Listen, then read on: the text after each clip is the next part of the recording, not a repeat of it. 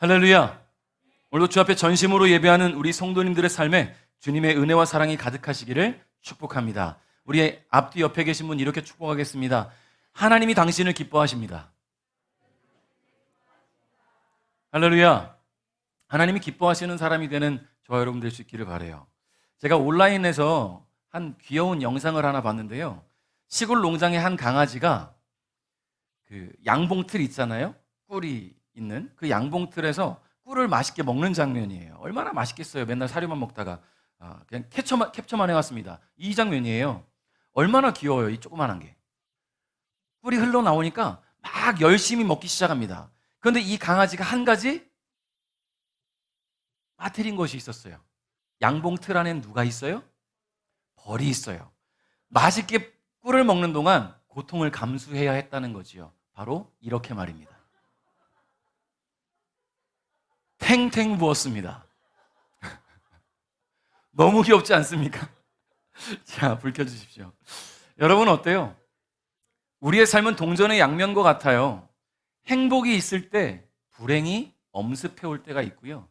기쁨이 막 가득할 때에 고통이 따라오기도 합니다. 그래서 우리는 행복을 위해 고통을 감수하기도 하고 기쁨을 얻기 위해 슬픔을 참아내기도 하지요. 이 강아지가 잠깐의 달콤함에 고통을 감수해야 했던 것처럼 말입니다. 그런데 이러한 것들이 우리의 신앙생활에도 포함이 되어 있다는 거 아십니까? 행복하고 기쁨 가득한 신앙생활이 되기를 바라지만 때로는 고난이 찾아온다는 거예요. 여러분, 예수 믿으면 행복하고 예수 믿으면 평안이 가득하고 예수 믿으면 잘 되기를 바라지만 고난이, 역경이 겹겹이 찾아올 때가 있어요. 그래서 우리는 슬픔을 경험하기도 합니다. 때로는 하나님이 나를 버리셨는가? 라는 생각이 들 때도 있다라는 거예요. 구원의 기쁨을 얻기 위해서는 우리의 삶에 다가오는 고난의 쓴잔을 마셔야 한다는 것을 우리는 잊지 말아야 될 줄 믿습니다. 그리고 그 어떤 고난의 쓴잔을 마실지라도 변함없이 주를 사랑하며 주님을 따를 수 있게 하는 원동력이 있는데 그게 뭐냐? 바로 믿음이라는 거예요. 할렐루야. 여러분, 믿음 때문에 우리는 이 자리에 모여 있어요. 믿음 때문에 하나님을 더 사랑할 수가 있고요. 믿음 때문에 그 어떤 고통과 문제와 고난 속에서도 하나님을 떠나지 않는 겁니다. 마가복음 4장에 보면 예수님께서 제자들과 함께 깊은 밤에 갈릴리 바다를 건너가시지요. 가는 길에 풍랑을 만나요. 근데 그 당시에 풍랑을 만날 당시에 예수님은 뭐 하고 계셨어요? 배 뒤쪽에서 곤히 주무시고 계셨어요. 자, 깨어있는 제자들은 이 풍랑을 맞서기 시작합니다. 처음엔 맞설 수 있을 것만 같았어요. 왜냐하면 어부 출신 제자들이 있거든요. 그 갈릴리 바다는 어디예요? 이 어부 출신 제자들의 죄송합니다. 나와바리예요. 자기들 구역이었어요. 거기서 생계를 유지하며 먹고 살았던 사람이니까 이따위 풍랑쯤은 이겨내 봅니다. 그러나 역부족이에요. 왜냐하면 이것은 되어지게 하시는 하나님의 사인이기 때문에 사람의 힘으로 감당할 수가 없어요. 그때 예수님을 깨웁니다. 예수님 도저히 안 되겠어요. 예수님이 일어나 주세요. 우리 좀 살려주세요. 그때 예수님이 일어나시고 이렇게 말씀하시죠. 바다를 향해서 멈추어라. 바다를 꾸짖으셨다라고 성경이 기록하고 있어요. 그랬더니 바람과 파도가 잔잔해졌다. 성경은 기록합니다. 그리고 예수님은 제자들을 향해서 이렇게 말씀하십니다. 어째서 너희가 무서워하느냐? 아직도 믿음이 없느냐? 여러분, 어때요? 여러분, 예수님의 제자들 믿음 없는 사람들입니까? 저는 그렇다고 생각하진 않아요.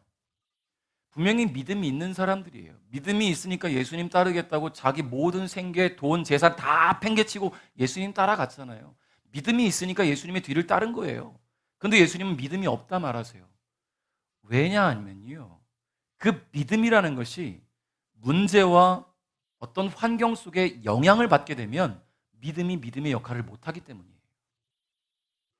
여러분, 하나님께서 우리의 믿음을 테스트하시기 위해서 때로는 이런 파도와 풍랑과 같은 문제들을 겹겹이 주실 때가 있습니다. 그럴 때 우리가 제자들처럼 이렇게 혼비백산하고 내가 어떻게든 해보려고 할 때 안 되면 좌절하지요? 낭망하지요. 보통 우리가 어떤 생각 갖고 살아요? 이 정도 문제쯤이야. 나 이것도 겪어봤어. 저것도 해봤어. 이런 어려움쯤 내가 돌파할 수 있어. 내가라는 생각이 자리 잡고 있으면 예수님을 찾지 않는 거예요. 제자들이 그랬던 것처럼. 그러나 내가 할 수 없음을 인정하고 하나님께서 이 모든 문제를 해결하실 것을 믿고 예수님을 깨우면 해결이 된다는 겁니다. 애초에 풍랑을 만났을 때 예수님과 함께 하는 그 자리가 있다는 것을, 예수님이 여기 계신데 뭐 걱정이에요? 예수님 지금 안 계시다면 걱정이지만 예수님이 지금 편히 주무시잖아요. 그러면 그 자리에서 함께 찬양하고 기도해야 될 거 아니겠습니까? 예수님이 계시니까. 아멘. 그게 우리의 삶이 된다는 거예요. 우리 안에는 예수님이 계십니다. 주님이 우리와 함께하고 계십니다. 그러니 문제가 오고 어려움이 닥치고 나의 삶을 흔드는 그런 고통이 다가올 때 혼비백산하고 고민하고 걱정하고 염려하고 이럴 것이 아니라 그 순간 찬양하고 그 순간 주님께 기도하고 그 순간 주님의 도우심을 바라봐야 될 줄 믿어요. 그게 믿음입니다. 우리 주님은 믿음을 보시는 분이에요. 믿음만이 주님과 우리를 이어주는 연결고리가 됩니다. 그리고 믿음만이 하나님의 자녀라는 증거가 되고 자격이 되는 거예요. 그렇기 때문에 우리는 오늘 믿음을 바로 세워야 될 줄 믿습니다. 자, 오늘 우리 남성 목장 헌신 예배로 드립니다. 우리 남성 목장이 믿음으로 굳게 서서 하나님의 기쁨이 되기를 진심으로 축복합니다. 주의 교회를 든든히 세우는 주춧돌이 될 수 있기를 주님의 이름으로 축복해요. 여러분, 그렇잖아요. 저도 어느 유명한 교회, 큰 교회, 부흥하는 교회, 성장하는 교회들을 보면 그 교회에 목사님의 이름이 부각이 되잖아요. 그렇지 않습니까? 과거 사랑의 교회 하면 우리가 옥하는 목사님의 이름을 떠올리는 것처럼, 분당 우리 교회 하면 이찬수 목사님을 떠올리는 것처럼. 그런데 저는 그걸 원하지 않아요. 베델 교회의 성장 동력에는 남성 목장이 있었다. 할렐루야. 베델 장로교회에 평안하면은 여성 목장이 있더라. 여러분, 이게 가장 중요한 게 아닙니까? 저는 제가 유명해지길 원하지 않아요.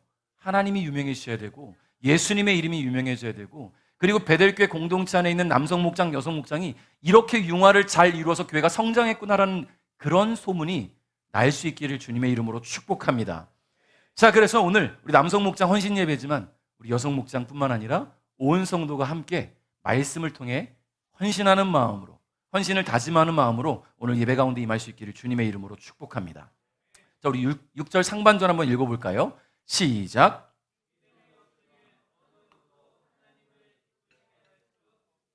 아멘. 자, 성경은 단호하게 증거해요. 믿음이 없이는 어느 누구도 하나님을 기쁘시게 할 수 없다. 너무나 단호하잖아요. 그죠? 믿음이 없이는 하나님을 기쁘시게 할 수 없다. 여러분, 사람은 각자 기쁨을 얻는 포인트가 있잖아요. 여러분, 어떤 때 혹시 기쁨을 얻으십니까? 이걸 기쁨이라고 표현하면 좀 너무 먼 얘기 같으니까 어떤 때 만족감을 느끼냐라고 한번 해봅시다. 여러분, 어떤 때 좀 만족감을 느끼고 평안함을 느끼고 행복감을 느끼세요? 우리 아이니는? 가족들이 뽀뽀해 줄 때 기쁘대요. 행복하대요. 박수. 와, 저런 답이 나올 줄이야. 저는 제가 이제 설교 준비하면서 어떤 때 우리가 기뻐할까? 그래, 하루 노곤한 하루를 보내고 집에서 따뜻한 물로 샤워할 때 기쁨을 느끼고 행복하고, 아니면 시원한, 죄송합니다, 맥주 한잔 할 수 없으니까 우리는 콜라 한잔 하면서 재밌는 영화 한 편 보면서, 아니면 사랑하는 가족들과 함께 맛있는 음식을 먹으면서 그렇게 행복감을 느끼고 기쁨을 얻었잖아요. 근데 사람마다의 포인트가 다르다는 거예요. 아이니는 뽀뽀해주면 기쁨이 온대요. 와, 너무 아름다워요. 근데 또 어떤 사람은요, 남에게 베풀면서 기쁨을 얻는 사람도 있더라고요. 근데 어떤 사람은 받을 때 기쁨을 얻는 사람이 있어요. 저는 후자입니다. 받을 때 기쁨을 얻어요. 손에 온기를 받을 때, 축복의 말을 받을 때, 사랑한다는 말을 받을 때, 선물 받을 때. 자, 여러분, 사람마다 그렇게 기쁨의 포인트가 다른데요, 하나님의 기쁨의 포인트는 사람과 달라요. 하나님은 오직 당신이 창조하신 피조물로부터 기쁨을 얻으신다는 거예요. 특히 그 가운데서도 가장 사랑하시는 사람, 인간을 통해서 기쁨을 얻으시는데, 우리 사람이 주님을 기쁘시게 할 수 있는 것이 뭐라고요? 믿음. 너무 명확해요. 성경이 증거하니까. 믿음으로 주님이 우리를 기쁘시게 본다라는 거예요. 6절 하반절 한번 읽어볼까요? 자, 시작. 하나님께 나아오는 자는 그가 계시다는 것과 그를 찾는 자들에게 상 주시는 분이라는 것을 진정으로 믿어야 합니다. 여러분, 하나님의 자녀가 가져야 할 믿음이 뭐냐면요, 하나님의 존재에 대한 믿음, 즉 그분이 살아계시고 지금 우리와 함께 하신다는 것을 믿는 믿음이 있어야 된다는 거예요. 그리고 하나님을 찾는 자들에게는 반드시 그에 상응하는 보답을 주신다라는 그 믿음이 필요해요. 여러분, 오늘 그 믿음을 우리가 갖고 이 자리에 와 있는 거예요. 그러므로 우리는 지금 우리의 믿음을 분명히 해야 합니다. 단순한 호기심에 믿음을 사칭해서는 안 돼요. 믿음인 척 해서도 안 됩니다. 자신의 어떤 목적을 이루기 위해서 믿음을 이용해서도 안 됩니다. 믿음은 단순한 것이고 순수한 것이라는 거예요. 주님과 우리의 관계를 바로 세워가는 참된 믿음을 오늘 저와 여러분이 가질 수 있기를 바랍니다. 여러분, 히브리서 11장을 뭐라고 말하죠? 믿음장이라고 말해요. 우리가 기억하는 성경 속 인물들과 그들의 믿음에 대해서 쭉 나열을 합니다. 그리고 그 나열된 믿음의 선진들의 모습을 보면서 우리가 도전받기를 원하셔요, 하나님은. 그리고 우리도 그렇게 살아가겠다는 믿음과 결단이 있으시기를 원하신다라는 거예요. 우리 7절 상반절 읽겠습니다. 시작.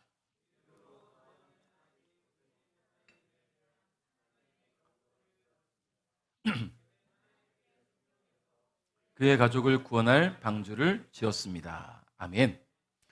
여러분, 먼저 노아라는 인물의 믿음을 한번 들여다볼까요? 7절에서 이야기하는 것처럼 노아는 아직 보지 못한 일에 대한 하나님의 경고를 들었다. 근데 그 경고가 뭡니까? 하나님의 인간에 대한 심판의 경고예요. 하나님께서 인간을 심판하시겠다라고 결정을 하셨다라는 거죠. 왜 하나님이 인간을 심판하시기로 결정하셨습니까? 한 단어. 뭐죠? 죄 때문이에요. 그 인간의 죄가 극에 달하는 때가 바로 그때였던 것 같아요. 하나님은 더욱 악해져만 가는 인간들의 모습을 안타까워하시면서 결국 홍수로 인간을 심판하시기로 결정하셨습니다. 창세기 6장 13절부터 16절을 제가 읽어드릴게요. 하나님께서 노아에게 말씀하셨습니다. 사람들이 땅을 폭력으로 가득 채웠다. 그래서 나는 땅 위의 모든 사람들을 땅과 함께 다 쓸어버리겠다. 너는 잣나무로 배를 만들어라. 그 안에 방들을 만들고 안과 밖에 역청을 칠하여라. 그 배는 이렇게 만들어라. 길이는 300규빗, 너비는 50규빗, 높이는 30규빗으로 만들어라. 지붕 위에서 1규빗 아래로 사방에 창을 만들고 배 옆에는 문을 내어라. 배를 위층과 가운데층과 아래층으로 3층을 만들어라. 내가 땅 위에 홍수를 일으켜서 하늘 아래 사는 모든 생물, 곧 목숨이 있는 것은 다 뭐 할 것이다? 멸망시킬 것이다. 땅 위에 있는 것은 다 숨질 것이다. 자, 이게 하나님께서 내리신 명령이에요. 경고가 있고 그 경고에 앞서 명령이 있었어요. 그 명령이 뭡니까? 방주를 지어라. 여러분, 이 방주를 우리는 이렇게 말할 수 있죠. 구원의 방주다. 여러분, 하나님께서 노아에게 내리신 명령, 이 방주를 지으라는 건데요. 이 방주의 사이즈까지, 설계 도면까지도 하나님께서 다 계획을 하시고 알려주셨어요. 길이는 300규빗, 너비는 50규빗, 높이는 30규빗. 얼마예요? 자, 300규빗, 50규빗, 30규빗 얼마예요? 참 난해하죠?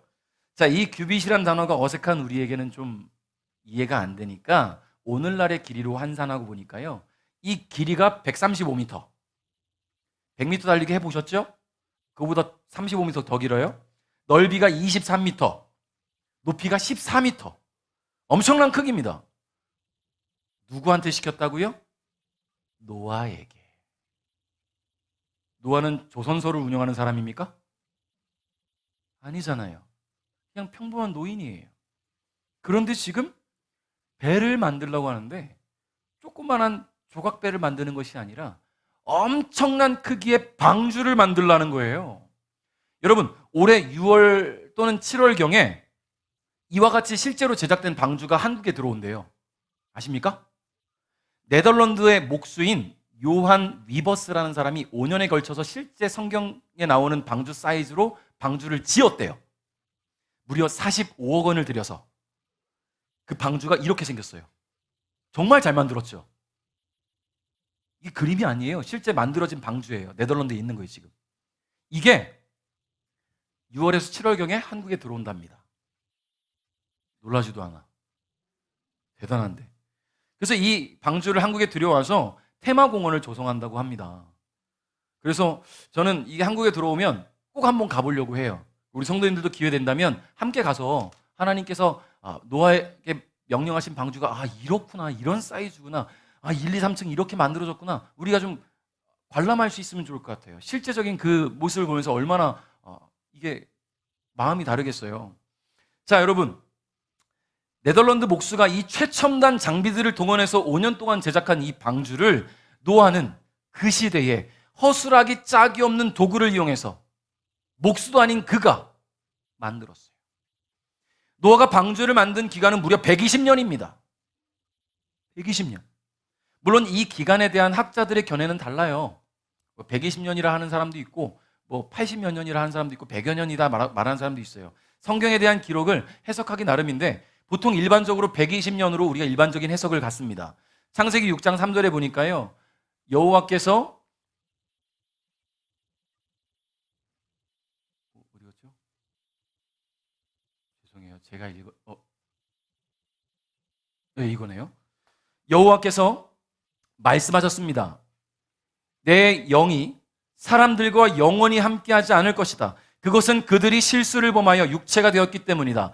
그들은 120년 밖에는 살지 못할 것이다 라고 주님 말씀하셨는데, 이 구절에 대한 학자들이 견해가 달라요. 이 구절을 보고 하나님께서 인간을 심판하셔서 인간의 수명이 120년으로 줄었다라고 말하는 학자들이 있고, 일반적인 견해로는 그들의 악함 때문에 그 당시에 그 사람들의 남은 수명을 120년으로 하나님께서 정하셨다라고 보는 견해들이 있어요.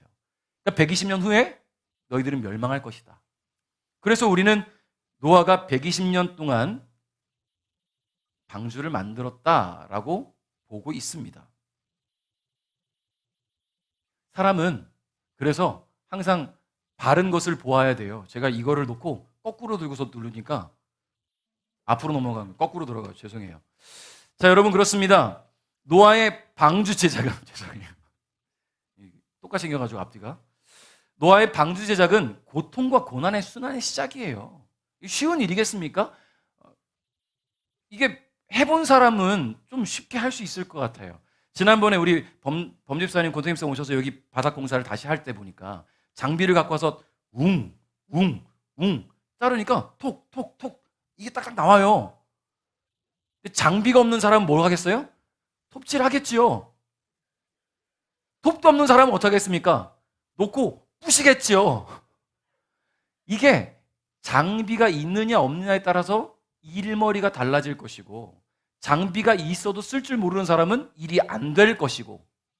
그런데 노아 당시에 무슨 장비가 막 완벽하겠습니까?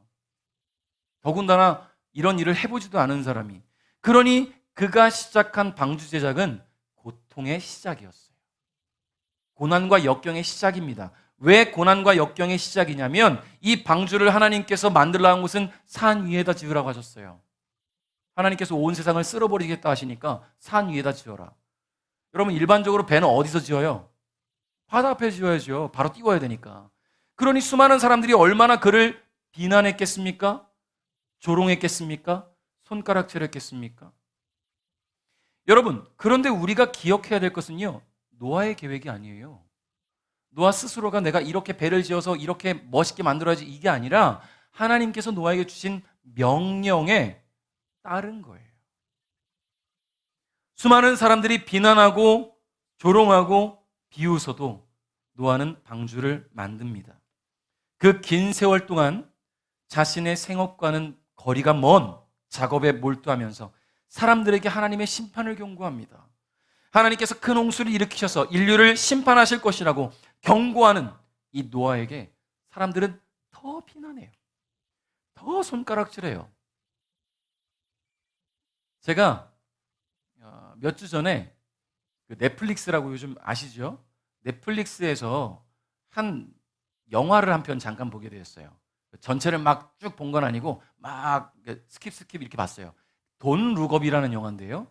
이 영화가 뭐냐면 한 그 대학원생, 천체를 보는 대학원생이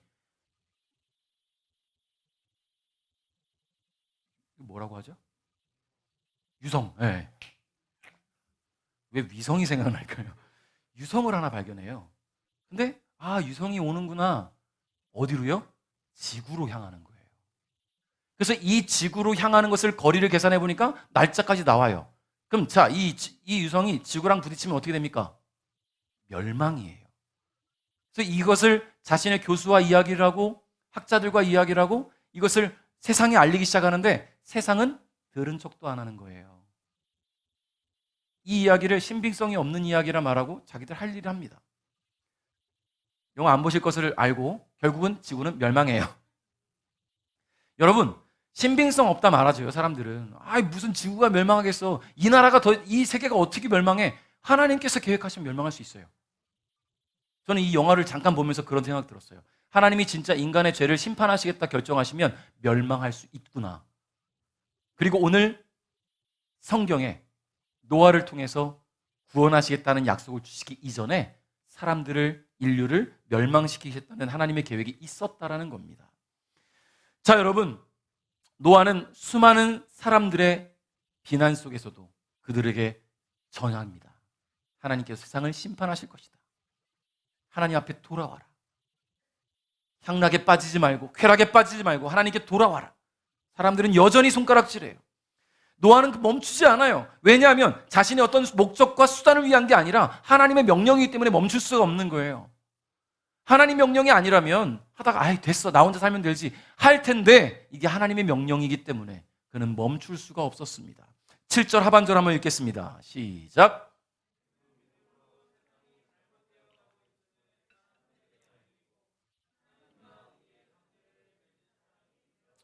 아멘. 자, 노아에게 사람들의 시선, 사람들의 생각, 사람들의 비난은 중요하지 않아요. 그에게는 오직 하나님이 중요했습니다. 그에게는 하나님의 생각이 중요했고 하나님의 명령이 중요했어요. 그의 믿음은 오직 하나님만을 향하고 있었고 그 믿음으로 그는 보지 못한 일, 아직 되어지지 않은 일에 최선을 다해 자신을 헌신할 수 있었던 것입니다. 그리고 그러한 헌신이 그로 하여금 하나님과 의의 관계를 맺은 사람이 되게 만들었다라는 거예요. 여러분, 그래서 어떻게 됐습니까? 하나님은 노아와 그의 가족들을 구원하셨어요. 전 인류가 멸망당하는 그때 하나님은 그 가족을 구원하셨다라는 거예요. 여러분, 믿음은 이와 같은 거예요. 보지 못한 일을 본 것과 같이 도전할 수 있는 힘, 경험하지 못한 일과 되어지지 않은 일에 최선을 다해 헌신하는 힘, 그것이 믿음입니다. 그 모든 것의 중심에 바로 하나님이 계시기 때문입니다. 8절 읽겠습니다. 시작.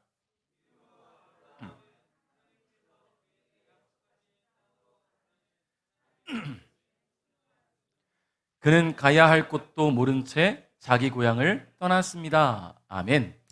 자, 여러분이 만약에 미지의 장소로 여행을 가게 된다면 어떤 마음으로 여행을 준비하시겠습니까?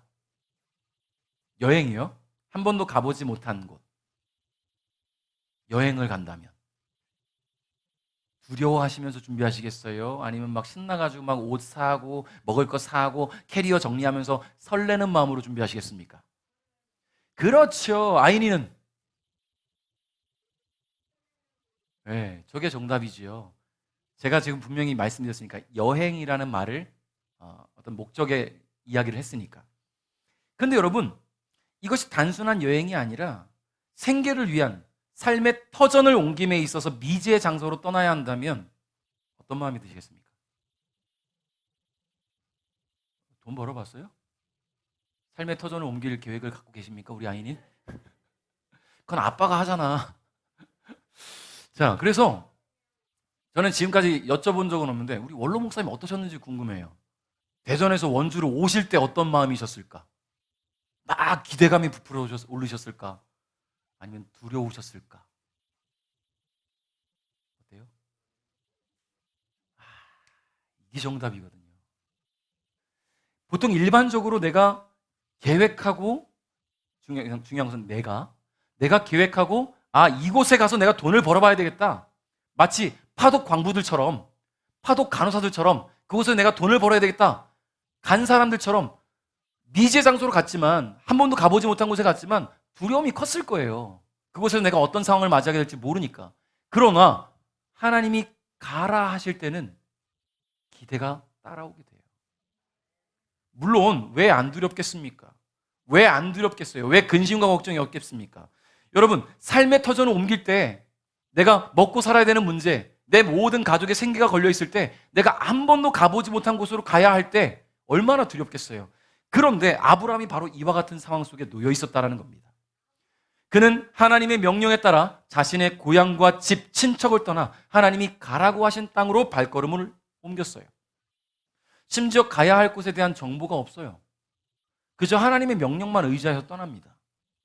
그런데 놀라운 것은요, 하나님이 아브라함을 부를 당시에 아브라함은 하나님을 모르는 상태예요. 하나님을 알지 못한 때라는 거예요. 왜냐하면 아브라함의 아버지 데라는 우상을 만드는 일을 했거든요. 우상을 만들어서 그것을 팔면서 업으로 삼았던, 그것으로 많은 부를 축적했던 사람이에요. 여러분, 아버지가 우상 만들어 파는데 그 아들이 누굴 믿겠어요? 수많은 우상단지 속에 살아가는 거예요. 그 신들 중에 하나를 열심히 믿고 기도했겠지요. 그런데 어느 날 들려온 하나님의 음성은 그로 하여금 하나님의 존재를 알게 하셨고 그 하나님의 존재에 아브라함은 순종을 했다라는 게 참 신기해요. 너무 신기하지 않습니까? 여러분, 자신의 삶의 터전조차도 다 놓고 떠나라는 하나님의 명령에 그는 발걸음을 움직였습니다. 하나님을 온전히 신뢰하지 못했다면 이와 같은 결정을 내린다는 것은 사실상 어려운 일이에요. 우리 구절 한번 읽어볼까요? 시작. 그는 믿음 때문에 하나님께서 자기에게 약속하신 땅에 가서 살 수 있었습니다. 그는 그곳에서 갈 곳 없는 나그네처럼 살았고 같은 약속을 받은 이삭과 야곱과 함께 장막에서 거하였습니다. 아멘. 여러분, 하나님은 이 아브라함을 부르셨어요. 근데 아브라함은요, 하나님이 말 못하는 다른 어떤 신들보다 뛰어난 신이라는 것을 믿었어요. 그리고 그 하나님이 이 세상을 통치하신다는 것과 그 말씀에 자신을 맡겨도 안전하다는 믿음을 갖게 되었다는 거예요. 이게 되니까 집을 떠날 수가 있는 거예요. 그렇게 하나님의 말씀에 조건 없이 순종하여 나온 아브라함은 약속의 땅 가나안에 도착할 수가 있었습니다. 자, 그런데 우리가 오늘 주의 깊게 보아야 할 것이 있어요. 하나님께서 지시하신 약속의 땅, 하나님께서 말씀하실 때 그 약속의 땅은 어디 지명까지 얘기해 주지 않았거든요. 떠나라고 했지. 그렇죠? 그리고 그곳은 평안과 안락이 보장된 그런 곳이라고 기대할 수도 없는 곳이에요. 다툼도 없고 전쟁도 없고 평화가 가득하고 많은 재물이 있어서 행복하게 살 수 있는 그런 곳이라는 보장이 없어요. 그저 하나님의 명령만 있었을 뿐입니다. 약속의 땅에서 아브라함은요, 여전히 나그네처럼 살았어요. 하나님께서 언제든 이동하라 하시면 이동하겠다라는 믿음으로 살았습니다. 그저 하나님이 가라 하시면 가고 멈추라 하시면 멈추겠다는 그런 생각으로. 그게 바로 하나님이 기뻐하시는 삶이기 때문에 그런 삶을 살아왔다라는 거예요. 여러분, 비록 약속의 땅이 그의 인생의 최종 종착지는 아닐지라도, 평안하고 안락한 노후가 예비된 곳은 아닐지라도 그는 주의 말씀에 순종하며 움직였습니다. 그는 더 좋은 것을 기대하며 기다리고 있었기 때문이에요. 더 좋은 것, 더 좋은 곳. 10절을 읽어볼까요? 시작.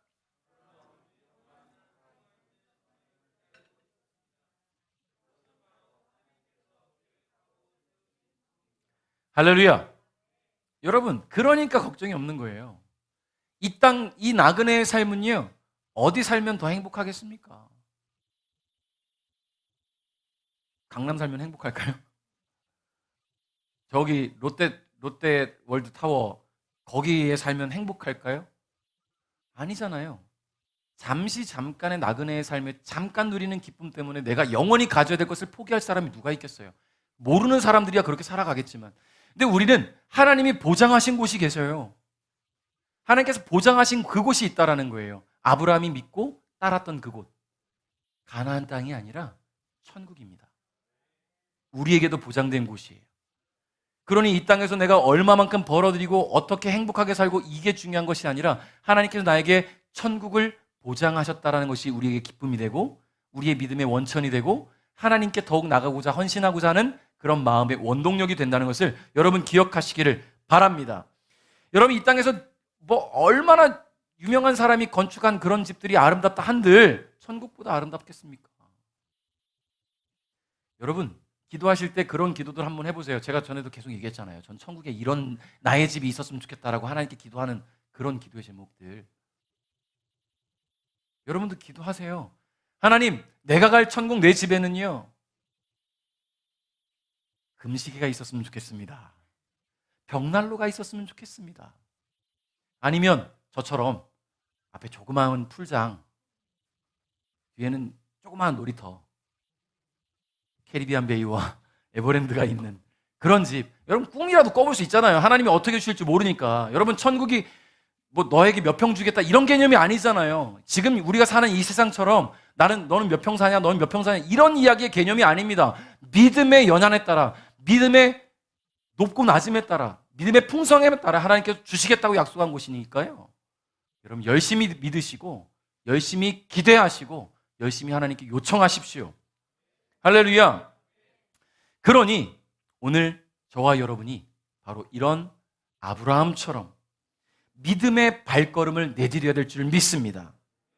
말씀을 맺겠습니다. 여러분 믿음은 순종으로 그 실체가 드러나요. 순종으로.